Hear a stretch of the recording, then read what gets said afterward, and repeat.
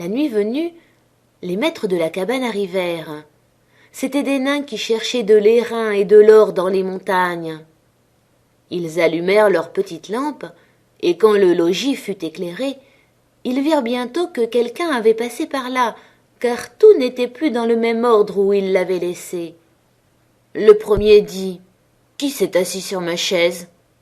Le second « Qui a mangé dans mon assiette ?»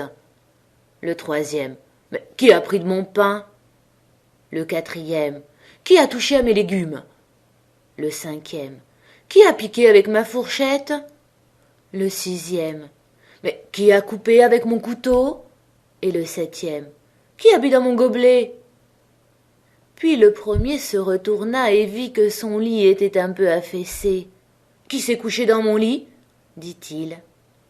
Et les autres d'accourir et dirent « Dans le mien aussi, il y a eu quelqu'un. » Mais le septième, en regardant son lit, aperçut Blanche-Neige qui y était couchée et dormait. Il appela ses frères qui se hâtèrent de venir et se récrièrent d'étonnement, et chacun fut chercher sa lampe pour mieux contempler Blanche-Neige. « Oh mon Dieu, répétaient les nains, que cette enfant est belle !» Ils étaient ravis de l'admirer et se gardèrent bien de l'éveiller. Le septième nain dormit 1 heure dans le lit de chacun de ses compagnons jusqu'au point du jour. Le matin, quand Blanche-Neige sortit de son sommeil, elle vit les petits hommes et fut effrayée. Mais ils se montrèrent fort aimables et lui demandèrent son nom. « Je me nomme Blanche-Neige, » dit-elle. « Par quel hasard, reprirent les nains, es-tu venue dans notre maison ?» Alors elle leur conta son histoire, comment sa belle-mère avait voulu la faire tuer, comment le chasseur l'avait épargnée, et comment elle avait couru tout le jour jusqu'à ce qu'elle rencontrât la petite cabane. Les nains lui dirent « Veux-tu faire notre ménage, les lits, la cuisine, coudre, laver, tricoter ?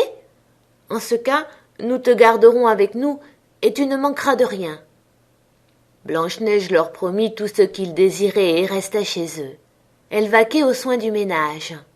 Le matin, les nains s'en allaient pour chercher dans les montagnes de l'airain et de l'or, et le soir, ils rentraient au logis où le dîner devait se trouver prêt.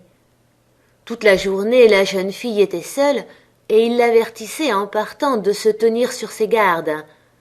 Car, disaient les bons petits hommes, ta marâtre saura bientôt que tu es ici, n'ouvre à personne. Cependant, la reine, qui croyait avoir mangé la chair et le sang de Blanche-Neige, pensait bien être de nouveau la plus belle femme du pays, et pour en avoir l'assurance, elle se mit devant son miroir et lui dit « Petit miroir, quelle est la plus belle de tout le pays ?» Aussitôt le miroir de répondre « Madame la reine, vous êtes la plus belle ici, mais Blanche-Neige au-delà des montagnes, chez les 7 petits nains, est 1000 fois plus belle que vous. » La reine pâlit de colère. Elle savait que le miroir ne mentait pas, et elle reconnut que le chasseur l'avait trompée et que Blanche-Neige vivait encore. Elle songea derechef au moyen de la tuer, car aussi longtemps qu'elle ne serait pas la plus belle, elle sentait qu'elle n'aurait pas de repos. Enfin, elle imagina de se grimer le visage et de s'habiller en vieille marchande, de façon à se rendre méconnaissable. Ainsi déguisée, elle alla dans les 7 montagnes, chez les 7 nains, frappa à la porte de la cabane et cria « De belles marchandises, achetez, achetez !» Blanche-Neige regarda par la fenêtre et dit « Bonjour, ma bonne femme, que vendez-vous là ?»« De bonnes marchandises, de belles marchandises !» reprit l'autre, « des lacets de toutes les couleurs. »